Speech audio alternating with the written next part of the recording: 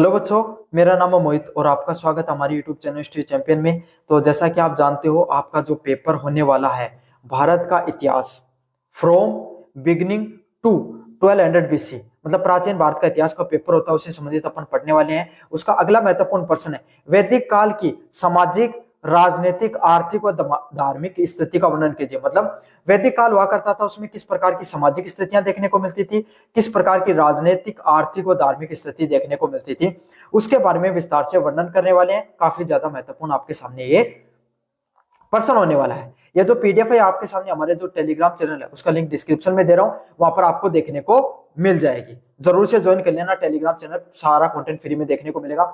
साथ के साथ मैं आपको बता रहा हूं, आपको क्या करना है, आपको चैनल को सब्सक्राइब भी कर देना और अन्य वीडियो देखना चाहते हो तो प्लेलिस्ट का लिंक दिखाई दे रहा है, वहां पे जाके देख लेना, अन्य वीडियो वहां पर मिल जाएगी। फ्लिपकार्ट और मंत्रा से अगर कोई प्रोडक्ट खरीदना चाहते हो तो यहाँ पर व्यू प्रोडक्ट वाला ऑप्शन है, इस पे क्लिक करके अगर कोई भी प्रोडक्ट खरीदोगे सबसे ज्यादा डिस्काउंट आपको देखने को मिलेगा। चलो शुरू करते हैं अपन। वैदिक काल है वो आपके सामने 1200 ईसा पूर्व से लेकर 600 ईसा पूर्व तक वह अवधि है जब भारत में आर्य आए थे और वेदों की रचना हुआ करती थी। देखो आपके सामने अगर भारत की बात करें तो भारत है, सबसे पहले आपके सामने मनुष्य है। भारत की बाद में बात करें, पहले मनुष्य की बात करें। मनुष्य ने सबसे पहले आपके सामने पत्थरों की खोज की थी और उसको आपके सामने पाषाण काल के नाम से जानते हैं। फिर आपके सामने भारतीय जो इतिहास है उसके अंदर हड़प्पा सभ्यता का निर्माण होता हुआ दिखाई देता है, जहां पे एक नगरीय, व्यवस्थित नगरीय सभ्यता होती थी और वो किसी कारणवश से क्या हो गई थी, विलुप्त हो जाती है। उसके बाद में भारतीय इतिहास में कोई साक्ष्य नहीं मिलते हैं। उसके बाद में सीधे हमें वर्णन मिलता है वेदों का, और जिस समय वेदों का रचना हुई उसी समय को किस नाम से जाना जाता है, वैदिक काल के नाम से जाना जाता है। ये वो काल होता है जिसके अंदर आपके सामने 1500 से 1600 ईसा पूर्व के जो समय होता है जिसमें वेदों का निर्माण होता है, उसको वैदिक काल के नाम से जाना जाता है। इसको दो काल में मुख्यतः विभाजित किया जाता है। पहला है ऋग्वैदिक काल, जिस समय ऋग्वेद का निर्माण हुआ, सबसे प्रमुख, सबसे पहला, सबसे प्राचीनतम अगर कोई वेद है वो कौन सा वेद है, ऋग्वेद है। जिस समय ऋग्वेद का निर्माण हुआ उसको ऋग्वैदिक काल के नाम से जाना जाता है।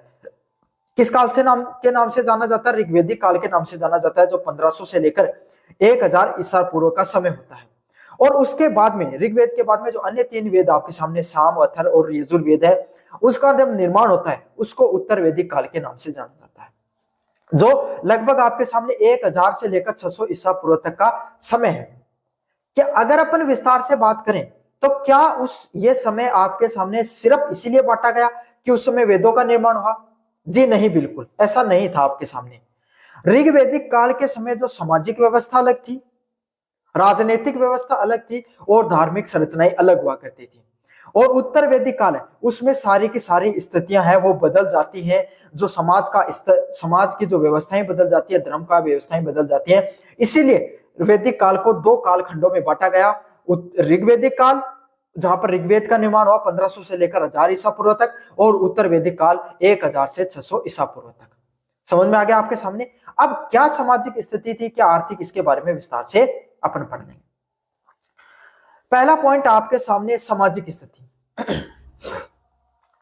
ऋग्वैदिक जो वैदिक काल था, वैदिक काल में जो समाज है वो पितरात्मक समाज देखने को मिलता था। मतलब जहां पर जो पुरुष हैं वो क्या हुआ करते थे, घर के मुखिया हुआ करते थे, लेकिन स्त्रियां, उनकी स्थितियां भी, जो स्त्रियां हैं, महिलाएं हैं, उनकी स्थिति भी ज्यादा खराब नहीं हुआ करती थी, उनकी स्थिति भी बहुत ज्यादा सम्मानजनक, बहुत ज्यादा बढ़िया हुआ करती थी।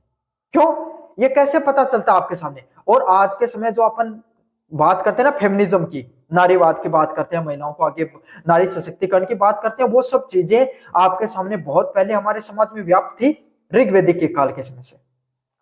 उसमें महिलाएं वो यज्ञों में भाग लेती थी, शिक्षा प्राप्त करती थी, जिसमें अपाला, गोसा, लोपामुद्रा जैसी विदुषी महिलाएं हैं। इनके नाम अच्छे से याद कर लेना भाई, अगर आपके याद हो तो, और इनको जब आप करके आओ तो नीचे अंडरलाइन जरूर से कर लेना। क्या देखने को मिलता है भाई, आज के आसपास की आपकी जो महिलाएं हैं ना, उसका उदाहरण ले लो। पितर से आपके घर में पिताजी की चलती है, लेकिन आपकी माताजी पढ़ी लिखी है ना, घर के वो हर कार्य में भाग लेती है। इस तरीके से आपको इस ट्रिक से ये याद हो जाएगा। लेकिन देखो, वो उस समय के लोग वो आज के समय से ज्यादा विकसित कैसे थे, उनके विवाहों में वो अपनी पसंद का चुनाव कर सकती थी। मतलब महिलाएं जिस व्यक्ति से चाहती थी उससे विवाह कर सकती थी। परिवार समाज की मूल इकाई थी, और परिवार है वो समाज की सबसे छोटी व सबसे मूल इकाई हुआ करती थी। भाई समाज क्या होता है, आपका परिवार है, ऐसे आपके चाचा जी का, आपके ताऊ का, आपका जो काका का, ऐसे मिलाकर आपके सामने अनेक परिवार है ना। उसी से क्या होता है, एक समाज का निर्माण होता है। तो समाज की सबसे छोटी इकाई उस समय भी परिवार हुआ करती थी और आज भी परिवार है। जो आज के समय जो आप अलग अलग प्रकार की जातियां या वर्ण दिखाई देते हैं, वो किस पे आधारित हुआ करती थी, कर्म पे आधारित हुआ करती थी। मतलब ब्राह्मण समाज, एक व्यक्ति है, कहा गया आपके सामने कि भगवान विष्णु की जो शरीर से 4 व्यक्तियों का निर्माण हुआ। पहला व्यक्ति जो मस्तिष्क से या जो सिर से जिसका निर्माण हुआ वो ब्राह्मण कहलाए, और उनका मुख्यतः काम क्या हुआ करता था, पढ़ाई लिखाई शिक्षा दीक्षा का काम हुआ करता था। भुजाओं से जिन व्यक्तियों का निर्माण हुआ वो क्षत्रिय कहलाए, जिनका काम क्या हुआ करता था, समाज की रक्षा का प्रमुख कार्य हुआ करता था। पेट से, समझ में आ गया आपके सामने, पेट से मतलब जो आपके सामने कृषक वर्ग हुआ करता था, जो आपके सामने व्यापारी वर्ग हुआ करता था, उसको वैश्य वर्ग के नाम से जाना जाता था। और जो जिनको पादुकाओं से जिनका निर्माण हुआ, या फिर जो समाज के अन्य वर्गों के जो क्या करते थे, आपके सामने सेवा करते थे, वो शूद्र वर्ग के नाम से जाना गया था। सीधी सीधी अगर व्यवस्थित रूप से जाना जाए तो ये पितरा जो ये जो मैंने आपको कहानी सुनाई, ये वास्तविक है, उस वेदों में दी गई है, लेकिन ये एक प्रकार के चित्र के माध्यम से समझाने का प्रयास किया गया था कि जैसे भाई दिमाग है, मतलब ब्राह्मण क्या करते थे, पढ़ाई लिखाई का काम करते थे, तो इसका अर्थ क्या, वो अपने मस्तिष्क का प्रयोग करते थे। कोई भी क्षत्रिय व्यक्ति वो रक्षा करेगा तो हाथों से करेगा, तो इसके भुजाओं से उनकी उत्पत्ति मानी गई। कोई भी व्यापार करेगा, व्यापारी क्यों करते हैं भाई, खेती का, उस समय व्यापार किसका होता था, कृषि का, और कृषि करके इंसान का क्या होता है, पेट भरता है, तो पेट का निर्माण कर दिया, सेवा करने के लिए चरणों का निर्माण कर लिया। तो इस प्रकार की जो ट्रिक है उसको आप बना के आना और उसको लिख देना बाकायदा एक एक करके, जिससे हमारा जो समाज है वो लचीलापन था और संयुक्त परिवार की जो प्रथा है वो प्रचलित थी। हमारा जो सामाजिक प्रणाली हुआ करती थी वो कैसी हुआ करती थी, लचीलेपन उसमें देखने को मिलता था, और जो संयुक्त परिवार है उसकी व्यवस्था हमारे समाज में देखने को मिलती थी मुख्यतः। यह तो था आपके सामने ऋग्वैदिक काल में। उत्तर वैदिक काल में क्या देखने को मिलता है, उत्तर वैदिक काल में जो स्त्रियां हैं उनकी स्थिति में गिरावट आई थी। समझ में आ गया, उन्हें यज्ञों व सभाओं में भाग लेने से वंचित किया जाने लगा। धीरे धीरे क्या हुआ, महिलाओं को जो यज्ञ हो गई, जो सभाएं हुआ करती थी, सभाएं क्या हुआ करती थी, ये सभा हुआ करती थी जहां पर आपके सामने जो समाज के सभी लोग जो वर्ग हुआ करते थे वो बैठकर कोई फैसले लिया करते थे। उसमें यज्ञों में और महिलाओं को अब भाग नहीं लेने दिया जाता था।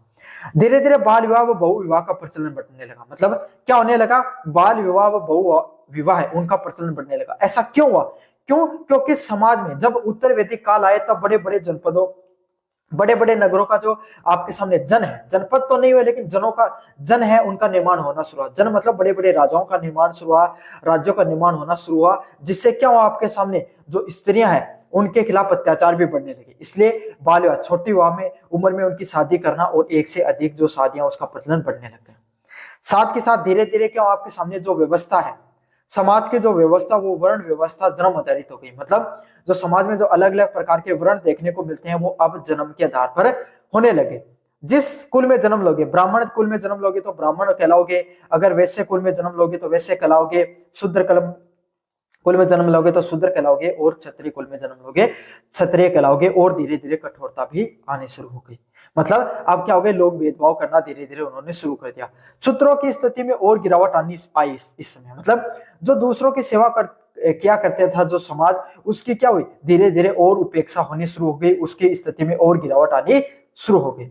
गोत्र व्यवस्था व आश्रम व्यवस्था है वो शुरू हुई।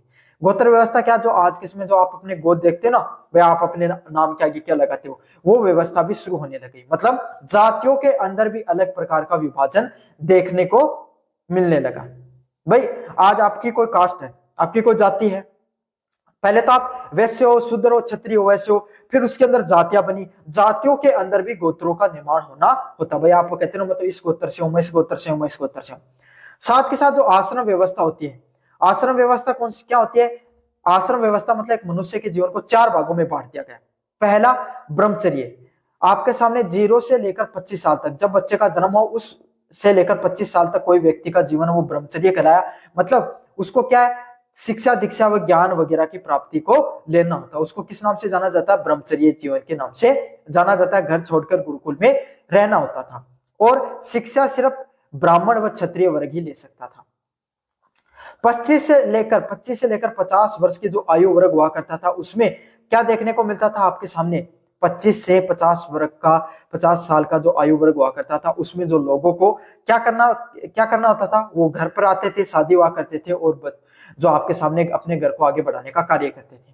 फिर वानप्रस्थ आश्रम क्या कौन सा कहलाया, जिसमें उन्हें वन की ओर प्रस्थान करना होता था। मतलब 50 से लेकर 75 वर्ष की आयु में उन्हें क्या करना होता था, अपने बच्चों की शादी कर दो और धीरे धीरे वनों की तरफ बढ़ जाओ। वहां पर आपको अपने अलग अलग प्रकार के गुरु बनाने, उससे शिक्षा दीक्षा लेनी शुरू कर देनी है। और जब आपके जीवन का अंतिम काल हुआ करता था, 50 से 100 साल माना जाता था, 75 से आप जब तक जिंदा रहो तब तक उसको संन्यास काल के नाम से जाना जाता था। उस समय आपको पूर्ण रूप से ईश्वर है उसके प्रति क्या रहना था, उसके प्रति पूर्ण रूप से समर्पित हो जाना था। उसको संन्यास आश्रम के नाम से जाना जाता है। यह तो था आपके सामने सामाजिक स्थिति। अगर सामाजिक स्थिति का प्रश्न आए अच्छे से करके आ जाना। समझ में आ गया आपके सामने। अगले वाले पॉइंट की बात करें, आपके सामने कौन सी स्थिति है, राजनीतिक स्थिति समाज में किस प्रकार की हुआ करती थी जो वैदिक काल में। ऋग्वैदिक काल में जो राजनीतिक इकाई का आधार जन व कबीला हुआ करता था। मतलब सबसे छोटे छोटे जो अलग अलग प्रकार के कबीले दिखाई पड़ते थे। शासन का जो स्वरूप है वो कबीलाई राजतंत्र हुआ करता था। मतलब एक कबीला का एक बहुत कबीला मतलब 50-60 हजार तक एक लोग एक जगह इकट्ठा रहा करते थे, वनों के अंदर या नदियों के किनारे हुआ करते थे। उसको जन के नाम से, कबीलों के नाम से जाना जाता है। उसको जो सबसे ज्यादा मजबूत जो रक्षा कर सकता पूरे सभी लोगों की कबीले की, वो क्या करता था, वहां पर राज करता था। एक प्रकार का राजतंत्र ही देखने को मिलता था। जो आपके सामने जो कबीले का जो मुखिया हुआ करता था, उसको किस नाम से जाना जाता है, राजा, राजन या जन के नाम से जाना जाता। जन का मुखिया के नाम से जाना जाता। तो उस समय का राजा को किस नाम से जानते थे, राजन के नाम से जानते थे। पद कैसे हुआ करता था, वंशानुक्रत, मतलब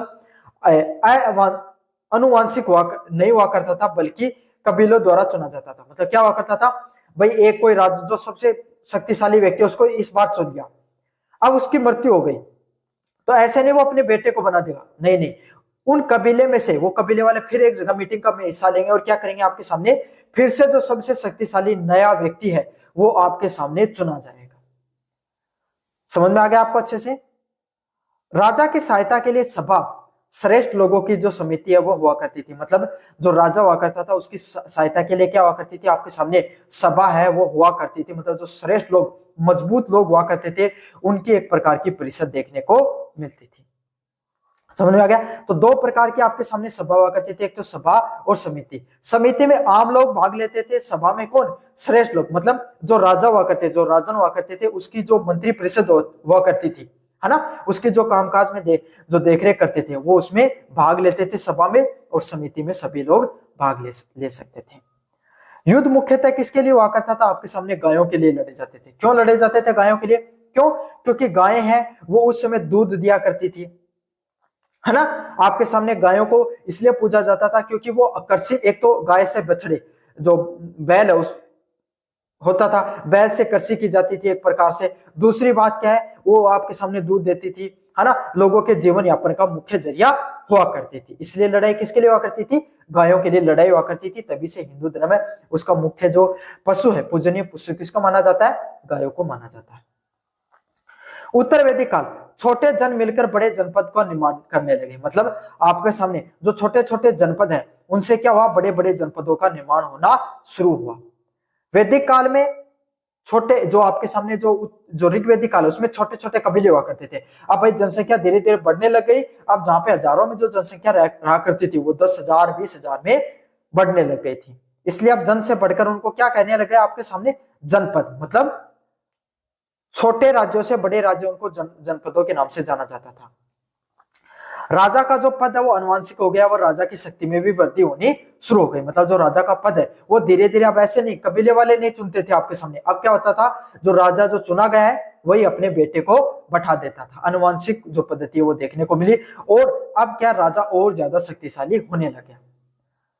राजा ने आपके सामने अलग अलग प्रकार की जो उपाधियां, सम्राट जैसी उपाधियां धारण करना शुरू कर दिया। मतलब जो राजा हुआ करता था उसने क्या किया, अपने जो अलग अलग प्रकार की जो उपाधियां हैं उसको उसने धारण करना शुरू कर दिया, और राजस्व व वाजपेयी जैसे बड़े यज्ञों का आपके सामने आयोजन करके अपने शक्तियों का प्रदर्शन करना शुरू किया। राजस्व मतलब ऐसा राजा जो सभी राज्यों पर नियंत्रण मतलब जो राजा हुआ करते थे वो अपनी शक्तियों को दिखाने के लिए बड़े बड़े यज्ञों का आयोजन करते थे, जिसमें आसपास के सभी राजाओं को क्या करते थे, आमंत्रित करते थे और अपनी शक्तियों का प्रदर्शन किया करते थे।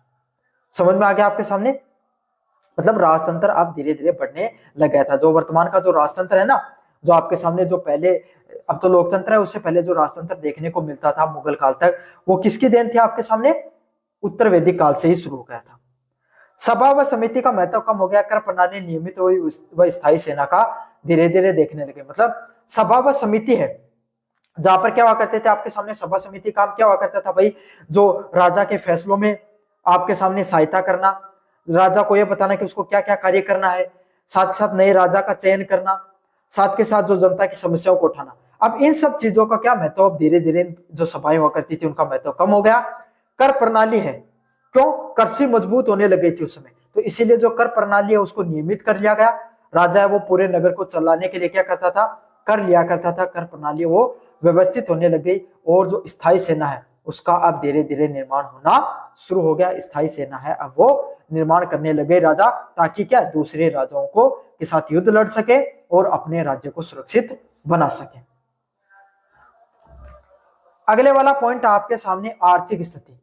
किस प्रकार की आर्थिक स्थिति देखने को मिलती थी उस समय राजाओं की? पहला पॉइंट आपके सामने ऋग्वैदिक काल। ऋग्वैदिक काल में क्या देखने को मिलता था? अर्थव्यवस्था, उस समय की अर्थव्यवस्था वो मुख्यतः पशुपालन पर आधारित हुआ करती थी, जिसमें गाय का विशेष महत्व हुआ करता था। मतलब उस समय की अर्थव्यवस्थाओं की बात करें तो वो मुख्यतः किस पर आधारित होती थी? पशुपालन पे मुख्यतः आधारित हुआ करती थी। समझ में आ गया? जो पशुपालन है, मतलब गायों का पालन क्या करते थे आपके सामने, पशुपालन है। पशुपालन हो गया, गाय हो गई, ऊंट हो गए, इस जो ऊंट हो गए आपके सामने राजस्थान का जो क्षेत्र, या फिर घोड़े हो गए, इस समय उनका आपके सामने मुख्यतः पालन किया जाता था। सबसे ज्यादा आपके सामने किसका महत्व था? गायों का महत्व था। क्यों? क्योंकि वो जीवन को आपके सामने क्या है, जीवन में अलग अलग प्रकार की जो डेयरी प्रोडक्ट का निर्माण होता था भाई गायों से, आपको पता, आज भी होता है, पहले भी हुआ करता था, इसलिए उनका अधिक महत्व होता था। साथ के साथ हल वगैरह को जोतने के लिए जो बैलों वगैरह का प्रयोग किया जाता था, जो गाय से ही उसका, गाय का बछड़ा होता था उसे, तो इसीलिए गाय है वो सबसे ज्यादा महत्वपूर्ण हुआ करती थी। कृषि द्वितीय व्यवसाय था। कृषि की बात करें तो कृषि किस प्रकार का व्यवसाय बन गया था? सेकेंडरी व्यवसाय बन गया था, द्वितीय व्यवसाय था। ऋग्वैदिक काल में ना गायों का जब पशुपालन आधारित अर्थव्यवस्था देखने को मिलती थी, मतलब जिसके पास जितनी गायें हैं वो उतना ज्यादा अमीर है। कृषि का उतना ज्यादा महत्व नहीं हुआ करता था। उस समय जो मुख्य जो फसल होती है वो मुख्य फसल होती है, और अलग अलग प्रकार के जो शिल्प कला है, जैसे कि कुम्हार, नाई, बनाई, जो बढ़ईगिरी जैसे जो शिल्प है वो प्रचलित हुआ करते थे। साथ के साथ वस्तु विनिमय से आधारित आपके सामने जो समाज है वो देखने को मिलता था। अगले वाले पॉइंट की बात करें आपके सामने, उत्तर वैदिक काल अर्थव्यवस्था का मुख्य आधार बन गया था। मतलब जो कृषि व्यवस्था है, जो कृषि अर्थव्यवस्था है, उसका मुख्य आधार क्या बन गया था आपके सामने? उत्तर वैदिक काल है वो मुख्य आधार बन गया था, जिसमें चावल, गेहूं, जो की खेती है उससे संबंधित आपके सामने जो अर्थव्यवस्था है वो देखने को मिलती थी। लोहे से व्यापक, जो लोहे का बड़े स्तर पर उपयोग करना लोगों ने शुरू कर दिया था। कृषि उपकरणों और हथियारों का निर्माण को धीरे धीरे बढ़ावा देना शुरू कर दिया था। मतलब जो कृषि के जो अलग अलग प्रकार के जो उपकरण होते हैं और हथियार है, अब उनका भी धीरे धीरे इन्होंने निर्माण करना शुरू कर दिया था। साथ ही साथ आपके सामने क्या हुआ, आपके सामने एक प्रकार की जो नगरीय व्यवस्था है उसका भी निर्माण होना शुरू हो गया था। व्यापार व वाणिज्य में धीरे धीरे वृद्धि होनी शुरू हुई, जिससे आपके सामने निष्क जैसी जो मुद्राएं हैं उनका प्रयोग होना, मुद्राओं का उपयोग होना शुरू हो गया था। साथ के साथ विभिन्न व्यवसाय आधारित शिल्प संघ व गिल्ड व्यवस्थित होना शुरू हो गया था आपके सामने, जैसे क्या अलग अलग प्रकार के जो व्यवसाय हैं उसका निर्माण होना शुरू हो गया था। मतलब कृषि भी धीरे धीरे उत्तर वैदिक काल में वो मजबूत होने लग गई। जो पहले पशुपालन आधारित जो अर्थव्यवस्था हुआ करती थी, अब वो किस पे आधारित? कृषि आधारित अर्थव्यवस्था होने लगी। समझ में आ गया आपके सामने? जिसके पास जितनी ज्यादा जमीन हुआ करती थी वो उतना ज्यादा अमीर हुआ करता था। साथ के साथ अलग अलग प्रकार के जो कृषि किसे, भाई कृषि का महत्व बढ़ा, कृषि आधारित अर्थव्यवस्था हुई तो उससे संबंधित उपकरणों की जरूरत पड़ी, तो अलग अलग प्रकार के जो शिल्पकार हैं जो उन सब चीजों का निर्माण करते हैं उनकी भी जरूरतें बढ़नी शुरू हो गई। धार्मिक स्थिति की बात करें आपके सामने, पहले वाला पॉइंट आपके सामने ऋग्वैदिक काल, धर्म सरल और आपके सामने प्रकृतिवादी था। ऋग्वैदिक काल में किस प्रकार का, जो वैदिक काल हुआ करता है, ऋग्वैदिक काल हुआ करता है, उसमें किस प्रकार का आपके सामने धर्म देखने को मिलता था? किस प्रकार का? सरल व प्रकृतिवादी हुआ करता था। मतलब एकदम सरल आपके सामने धर्म हुआ करता था, जिसमें जो प्रकृति से आधारित आपके सामने क्या हुआ करते थे, जो राजा हुआ करते थे उसी प्रकार का धर्म बन जाता था। मतलब लोगों को क्या, एक साल बारिश नहीं हुई है ना, तो लोगों ने क्या इंद्र की पूजा करनी शुरू की। समझ, एक ऐसा देवता जो बरसात करवाए, जो युद्ध के समय महत्वपूर्ण योगदान दे। कोई युद्ध करने जा रहा कोई राजा, तो आशीर्वाद लेने के लिए किस देवता को पूजा करते थे, इंद्र देव को पूजा करते थे। साथ के साथ जो अग्नि है उसमें देवताएं और मनुष्य के बीच में जो मध्यस्थ कराने के लिए उपयोग किया जाता। मतलब अग्नि भाई कितनी ज्यादा महत्वपूर्ण हुआ करती थी वैदिक काल में। अग्नि उसका नया नया क्या हुआ था, आविष्कार हुआ करता था। मनुष्य शिकार करके आपके सामने अग्नि पर उस मांस को पकाया करते थे। भोजन को पकाने के लिए जो शाकाहारी जो लोग हुआ करते थे वो भी भोजन को पकाने के लिए अग्नि का प्रयोग करते थे। तो उस समय अग्नि उसका सबसे ज्यादा महत्वपूर्ण योगदान होता था समाज में, इसलिए अग्नि को भी देवता के रूप में माना जाता था। क्यों, एक अद्भुत चीज थी उस समय के लोगों के लिए अग्नि, जो क्या करती, भाई खाने को पका दे रही है ना, स्वाद बढ़ जा रहा है उससे, है ना। तो इस प्रकार से क्या देवता और मनुष्य के बीच में अग्नि का क्या क्या हुआ करता था, एक मध्यस्थता का बीच का अंतर माना जाता था। आज भी ओम करते हैं तो क्या करते हैं, आपके सामने अग्नि कुंड का निर्माण किया जाता है ना आपके सामने। इसीलिए क्या है, अग्नि का बहुत ज्यादा महत्वपूर्ण था।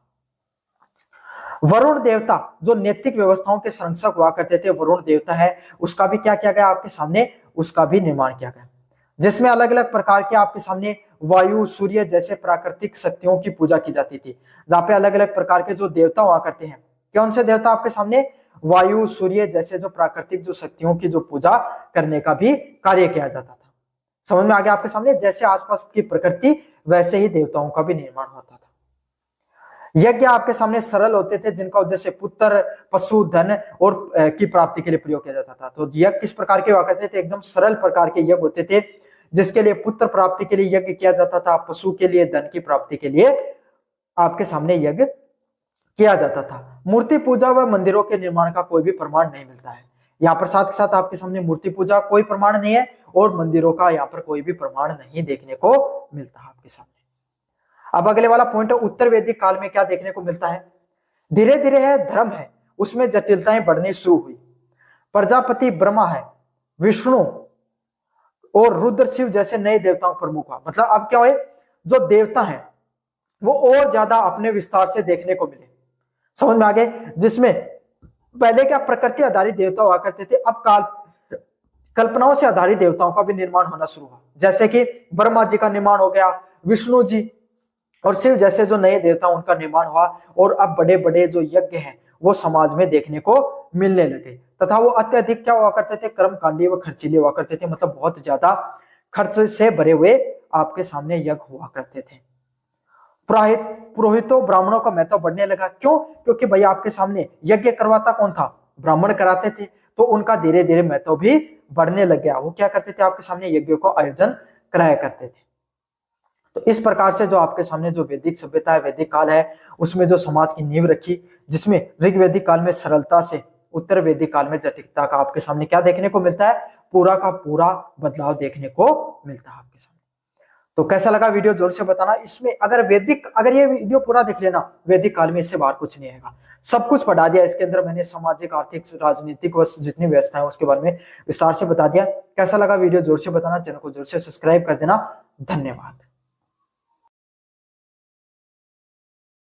जानते हो आपका जो पेपर होने वाला है हिस्ट्री ऑफ इंडिया, भारत का इतिहास फ्रॉम बिगनिंग टू 1200 बीसी से तक आपका सामने जो आपका जो पेपर होने वाला है, इसके बारे में अपन विस्तार से पढ़ेंगे। उसका अगला जो महत्वपूर्ण प्रश्न यूनिट नंबर 2 का, अशोक के अभिलेखों के आधार पर धम्म की प्रकृति और उनके प्रचार के उपायों का वर्णन कीजिए। मतलब अशोक के द्वारा जो धम्म नीति अपनाई गई उसके बारे में आपको विस्तार से बताना है, और उनके प्रचार के लिए उन्होंने क्या क्या किया अपने धम्म की नीति को, उसके लिए विस्तार से बताना है। काफी ज्यादा महत्वपूर्ण प्रश्न है, अलग अलग विश्वविद्यालयों में प्रश्न आपके सामने देखने को मिलता है। विस्तार से पढ़े। इससे पहले आपको क्या करना है, चैनल को सब्सक्राइब कर देना है, वीडियो को लाइक कर देना और अपने दोस्तों को जरूर से शेयर कर देना। ये वाली पीडीएफ आपको फ्री में हमारे टेलीग्राम चैनल पे मिल जाएगी। टेलीग्राम चैनल का लिंक डिस्क्रिप्शन में दे रहा हूँ, टेलीग्राम चैनल जरूर से ज्वाइन कर लेना।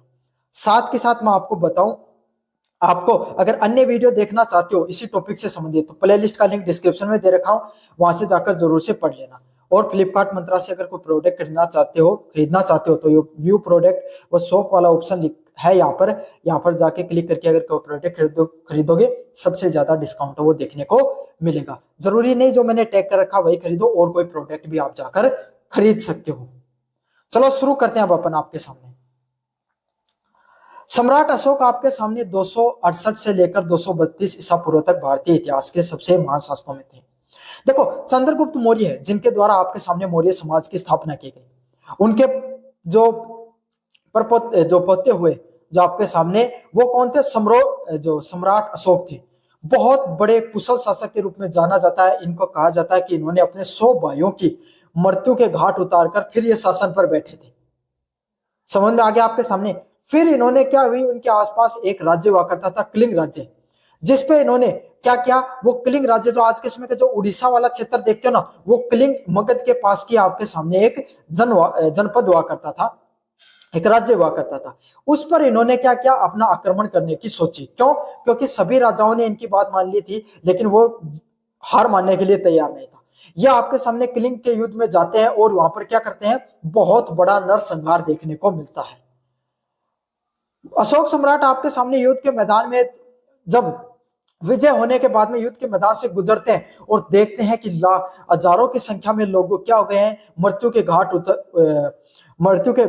को प्राप्त कर चुके हैं इस युद्ध के अंदर, और बहुत से लोग त्राहिमाम हैं, किसी के पैर कटा हुआ है, किसी का हाथ कटा हुआ है। ये सब देखकर उनका मन है विचलित हो जाता है, और तब से वो ये प्रण लेते हैं कि मैं आज के बाद कभी भी जीवन में युद्ध नहीं करूंगा, और तभी युद्ध से दिग्विजय की जो नीति है उसे धम्म विजय की नीति की ओर मोड़ दिया जाता है। मतलब आज से मैं किसी प्रकार का युद्ध नहीं करूंगा, धर्म की प्रचार प्रसार के लिए अपना पूरा जीवन है उसको लगा दूंगा। और तभी से उनके जीवन में, कलिंग के युद्ध के बाद में उनके जीवन में सबसे महत्वपूर्ण मोड़ आता है, और उसके बाद में वो क्या करते हैं, आपके सामने धर्म की स्थापना पर जोर देते हैं। और क्या है वो धर्म नीति जो आपके सामने पूरी दुनिया में उन्होंने फैलाने का कार्य किया, इसके बारे में अपन विस्तार से समझेंगे। समझ में आ गया आपके सामने? अशोक का धम्म कोई विशिष्ट धार्मिक संप्रदाय नहीं होकर बल्कि नैतिक आचार संहिता और सार्वभौमिक मूल्य वाला समुच्चय था। मतलब धम्म कोई प्रकार का आपके सामने कोई धर्म नहीं है। मतलब अगर अपन विस्तार से समझे तो धम्म नीति है, ये कोई धर्म नहीं है, कोई संप्रदाय नहीं है। जैसे हिंदू धर्म, मुस्लिम धर्म, ईसाई धर्म, है ना, चिश्ती संप्रदाय, बौद्ध संप्रदाय, इस प्रकार का ना कोई धर्म है ना कोई संप्रदाय है, बल्कि ये जीवन जीने का एक प्रकार के अनुशासित जीवन जीने का तरीका है कि कोई व्यक्ति है, कोई समाज है, अगर उसको जीवन में आगे बढ़ना है तो उसको किस प्रकार का जीवन जीना चाहिए, शांति के साथ, सद्भाव व नैतिकता के साथ जीवन जीना चाहिए, उसके बारे में बताया गया है। एक व्यक्ति है, उसके जीवन में सदाचार का जीवन किस प्रकार से जीना चाहिए, उसके बारे में जो बताया गया है जो अशोक सम्राट के द्वारा, उसी को क्या कहा गया है, धम्म नीति के नाम से जाना जाता है। इनकी नीतियों के अलग अलग आपके सामने प्रमुख जो पॉइंट है उसके बारे में अपन पढ़ेंगे, प्रमुख जो उद्देश्य है। पहला पॉइंट है सार्वभौमिक नैतिकता। मतलब अशोक सम्राट है वो धम्म नीति में किसी एक ही धर्म को मानने वाले नहीं थे, बल्कि वो किसी धर्म को नहीं मानते थे, बल्कि किसको मानते थे, वैसे तो वो बौद्ध धर्म के अनुयायी रहे हैं आपके सामने, लेकिन सिर्फ एक धर्म को नहीं, सभी धर्मों को वो सामूहिक क्या देते थे, आपके सामने मान्यता देते थे। साथ के साथ लोगों से अपील करते थे कि उन्हें जीवन किस प्रकार का जीवन जीना चाहिए, सदाचारपूर्ण, अच्छे आचार करो, अच्छे कार्य करो, सही सुणता पूर्ण जीवन जियो। सही सुणता मतलब भाईचारे के साथ, एक दूसरे के साथ मिलजुल कर रहो। अक्सर क्या होता है समाज में, एक संप्रदाय दूसरे संप्रदाय को देखना नहीं चाहता, उनके साथ लड़ाई करते रहते हैं, उनके साथ कटु व्यवहार करते हैं। इसके एकदम विरोध में थे आपके सामने अशोक सम्राट। उनका साफ साफ कहना था,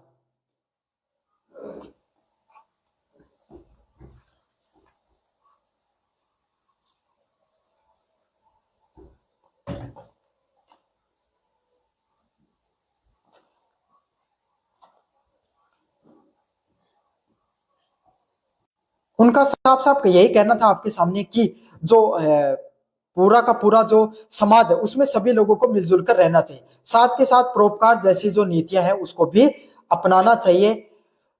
इन प्रकार के जो सामान्य मनुष्य को जीवन किस प्रकार से जीना चाहिए, सभी धर्म को मानना चाहिए, मिलजुल कर रहना चाहिए, यही बात उनके द्वारा कही गई। इसको सार्वभौमिक नैतिकता के नाम से जाना जाता है।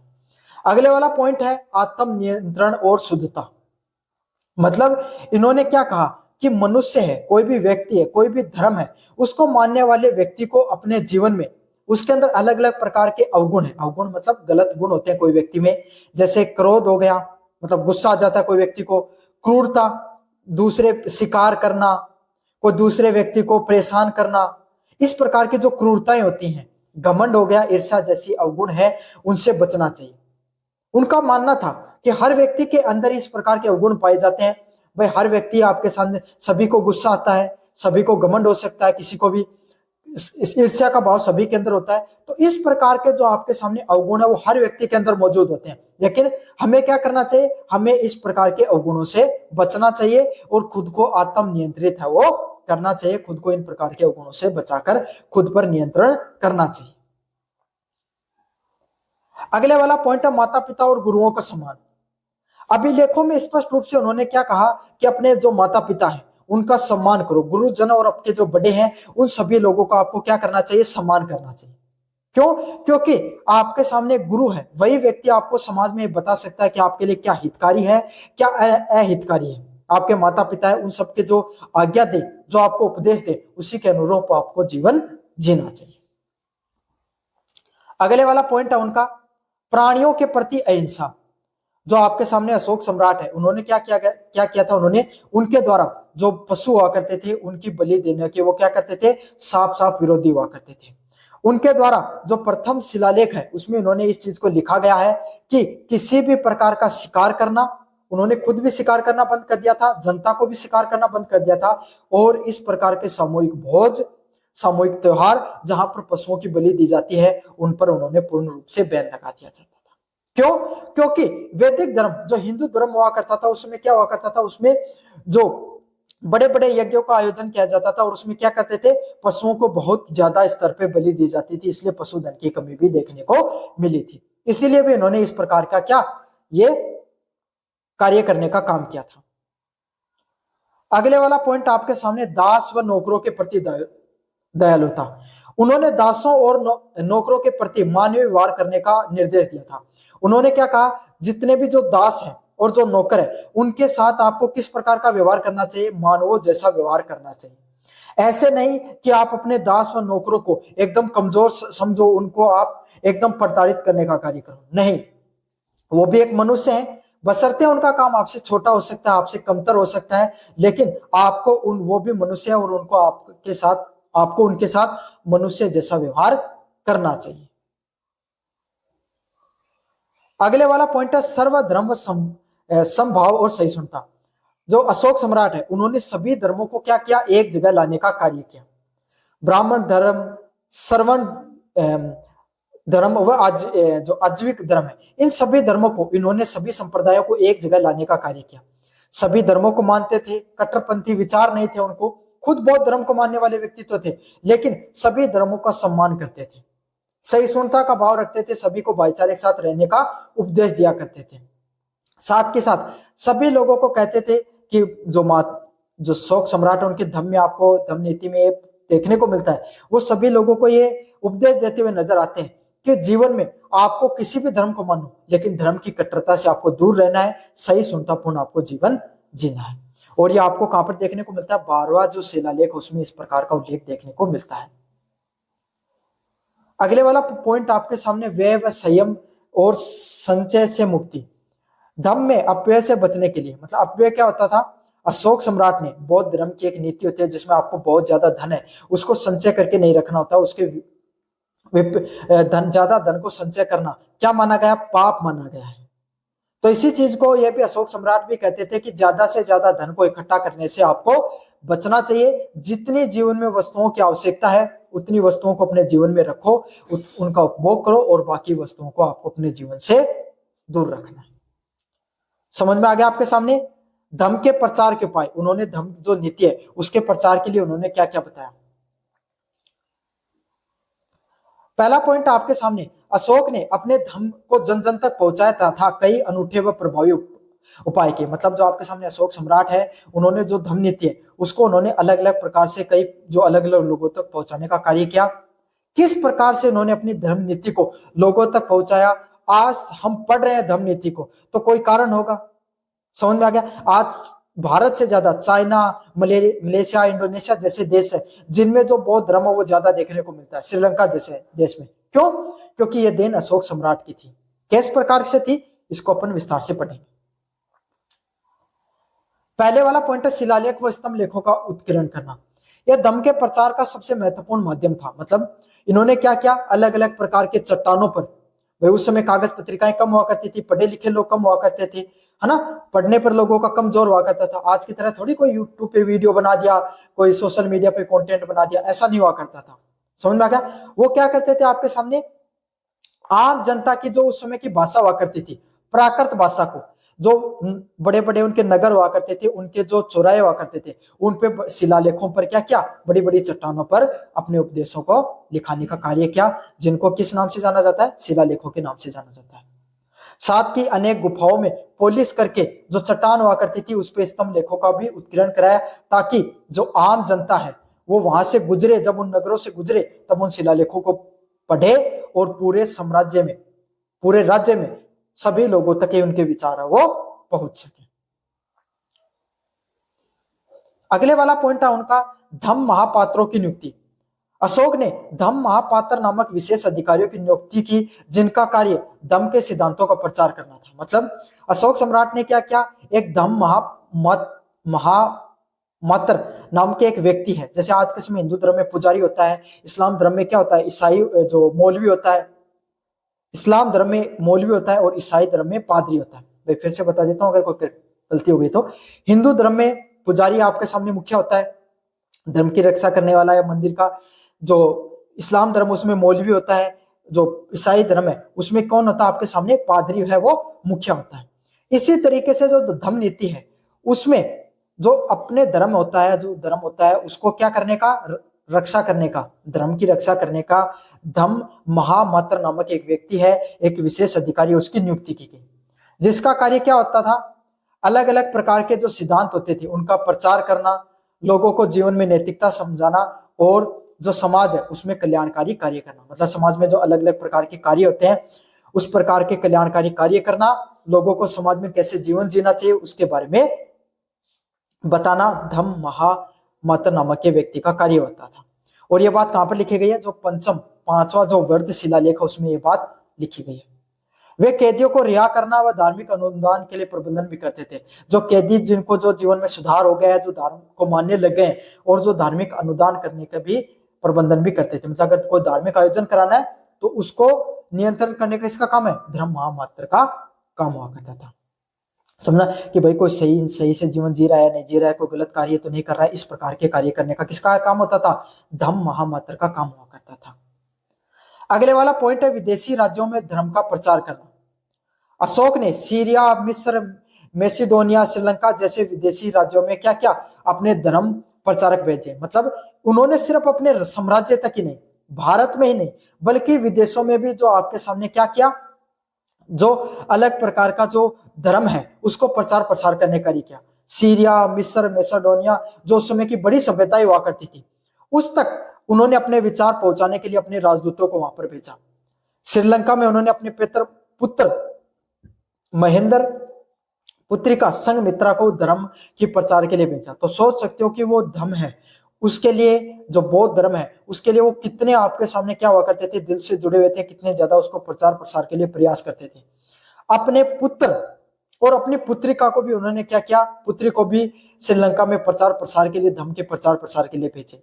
पुत्र का नाम महेंद्र था और पुत्री का नाम संघमित्रा था। अच्छे से याद कर लेना, कॉम्पिटिशन में भी सवाल देखने को मिलता है। अगले वाले पॉइंट की बात करें, राजकीय यात्राएं। अशोक सम्राट ने स्वयं ने धम्म की यात्राएं की, जिनमें वह भिन्न धार्मिक स्थलों का दौरा करते थे तथा लोगों से धम्म के सिद्धांतों की चर्चा करते थे। इस तरीके अशोक सम्राट है उन्होंने क्या किया, जीवन ऐसे नहीं कि लोगों पर धम्म जो बौद्ध धर्म है या फिर धम्म की जो नीति उसको थोपने का कार्य किया। वो खुद भी इस चीज को मना करते थे, वो खुद शिकार नहीं करते थे, खुद नैतिकतापूर्ण जीवन जीते थे, धर्म को मानते थे, भोग विलासिता से दूर रहते थे। तो इससे लोग उनसे प्रेरित हुआ करते थे। साथ के साथ इन्होंने खुद भी जो धम्म है उसकी यात्राएं की, जहां पर वो क्या करते थे, आपके सामने अलग अलग प्रकार के जो धार्मिक स्थल हुआ करते थे वहां पर वो दौरा करते थे। साथ के साथ जो धर्म है उसके जो अलग अलग प्रकार के सिद्धांत है उन पर चर्चा करने का कार्य किया करते थे, जिससे क्या जो पारंपरिक विहार यात्राओं से भिन्न था, मतलब जो उनकी जो पर्सनल यात्राएं हुआ करती थी ना, उससे अलग प्रकार के धार्मिक यात्राओं पर भी जाते थे। वहां पर लोगों से मिलते, धर्म के बारे में पूछते कि भाई आपका जीवन किस प्रकार से चल रहा है और किस प्रकार से बदलाव किया जा सकता है। अगले वाला पॉइंट है साधारण भाषा का प्रयोग करना। जो अलग अलग प्रकार के अभिलेख हैं उसमें जनता द्वारा आसानी से समझे जाने वाली प्राकृत भाषा व ब्राह्मणी जो लिपि है उसका प्रयोग किया जाता था। मतलब जो अलग अलग प्रकार के शिलालेख है उसमें किस प्रकार की जो भाषा प्रयोग किया जाता था, आम जनता जिस प्रकार की भाषा को समझ सके उस प्रकार की भाषा का प्रयोग किया जाता था। जिसमें आपके सामने मुख्यतः आपके सामने बात करें, ब्राह्मणी जो लिपि है उसका मुख्यतः प्रयोग किया जाता था और खरोड़ी जो भाषा है उसमें उसका प्रयोग किया जाता था। क्यों भाई, मैं आपको एक तो हिंदी में पढ़ाऊं और ये चीज अगर मैं मारवाड़ी में पढ़ाऊं ना तो आपको ज्यादा समझ में आएगी। समझ में आ गया? अगर ये चीजें सारी की सारी चीजें अगर मैं आपको मारवाड़ी भाषा में समझाऊं, अपनी लोकल भाषा में समझाऊं, तो आप ज्यादा चीजों को अच्छे से समझ पाओगे। तो यही है, उन्होंने भी क्या क्या इस चीज को समझा और आम भाषा में क्या क्या करते थे, अपने शिलालेखों को लिखा करते थे ताकि आम जनता वो आसानी से समझ सके। शुभ अवसरों व उत्सवों पर धर्म का उपदेश देना। अशोक ने क्या क्या शाही उत्सव और जो सार्वजनिक समारोह समारोह होते थे, आयोजन हुआ करते थे, उसमें धर्म के सिद्धांतों को दोहराने का उपदेश दिया करते थे ताकि सारी सभी जनता है उस तक उनके उपदेश आसानी से पहुंच सके। अशोक का जो धर्म है वो वास्तविक में एक कल्याणकारी जो राज्य है उसकी अवधारणा की एक नैतिक समाज का निर्माण का प्रयास था। मतलब अशोक के द्वारा जो धर्म का जो अवधारणा दी गई उसमें एक नैतिक समाज का निर्माण का उन्होंने प्रयास किया तथा उनका प्रचार प्रसार करने का तरीका भी बहुत ज्यादा शानदार था। तो ये पढ़ लिया भाई, अशोक की जो धर्म नीति है उसके बारे में मैंने विस्तार से पढ़ा दिया है। कैसा लगा वीडियो जोर से बताना, चैनल को जोर से सब्सक्राइब कर देना, अपने दोस्तों को जोर से शेयर करना। धन्यवाद। मेरा नाम है मोहित और आपका स्वागत है हमारे YouTube चैनल हिस्ट्री चैंपियन में। तो जैसा कि आप जानते हो आपका जो पेपर होने वाला है history of India from beginning to 1200 BC तक का, उससे संबंधित जितने महत्वपूर्ण प्रश्न है वो अपन पढ़ने वाले हैं। अगला महत्वपूर्ण प्रश्न है मौर्य समाज की मुख्य विशेषताओं की विवेचना कीजिए। मौर्य समाज है उसके बारे में विस्तार से पढ़ेंगे कि उनकी क्या क्या मुख्य विशेषताएं होने वाली है। इस वीडियो को शुरू करें, इस प्रश्न को पढ़ने से पहले आपको चैनल को सब्सक्राइब कर देना है, वीडियो को लाइक कर देना है। आप में से 90% बच्चे वीडियो देखते हो लेकिन चैनल को जोर से सब्सक्राइब नहीं करते हो, जरूर से कर दो। सभी बच्चों से रिक्वेस्ट है मेरी, सब्सक्राइब कर दो। ये वाली PDF आपको फ्री में हमारे टेलीग्राम चैनल पे मिल जाएगी, टेलीग्राम चैनल को जोर से ज्वाइन कर लेना। साथ के साथ यहाँ पर कोने में जो व्यू प्रोडक्ट वाला ऑप्शन या शॉप वाला ऑप्शन दिखाई दे रहा है, इस पे क्लिक करके अगर फ्लिपकार्ट मंत्रा से कोई प्रोडक्ट खरीदोगे सबसे ज्यादा डिस्काउंट है वो आपको देखने को मिलेगा। चलो शुरू करते हैं अपन। मौर्य समाज आपके सामने 322 से लेकर 185 ईसा पूर्व तक देखने को मिलता है और इस समाज में जो इस प्रशासन में इस जो साम्राज्य में आपके सामने अनेक जो सबसे बड़े बड़े जो राजा है वो हुए थे।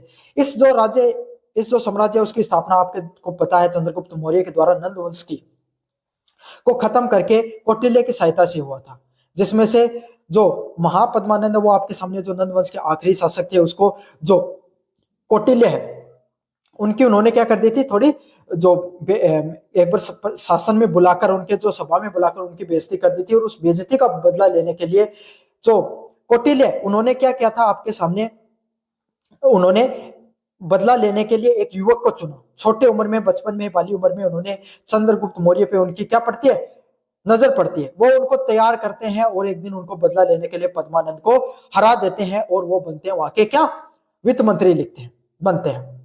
समझ में गया? जो मौर्य साम्राज्य है वो छोटा साम्राज्य नहीं, एक पहले भारत का पहला ऐसा साम्राज्य हुआ जिसने क्या लगभग संपूर्ण भारत पे क्या था, आपने राज किया था। समझ में आ गया? उनके द्वारा जो कौटिल्य उनके द्वारा एक किताब का निर्माण किया गया जिसका नाम था चाणक्य या अर्थशास्त्र, और उनके ही राज दरबार में चंद्रगुप्त के राज दरबार में एक मैगथनीज नाम का एक व्यक्ति आता है जिसके द्वारा इंडिका नामक क्या लिखी जाती है, किताब लिखी जाती है। ये दोनों किताबें उसमें चंद्रगुप्त मौर्य के समय या मौर्य समाज में किस प्रकार की जो प्रशासनिक व्यवस्था देखने को मिलती थी उसके बारे में विस्तार से पता चलता है। तो आज अपन विस्तार से पढ़ेंगे कि मौर्यकालीन जो समाज था उसमें, मौर्यकालीन साम्राज्य था उसमें किस प्रकार की सामाजिक, राजनीतिक व अर्थव्यवस्थिक व्यवस्थाएं देखने को मिलती थी।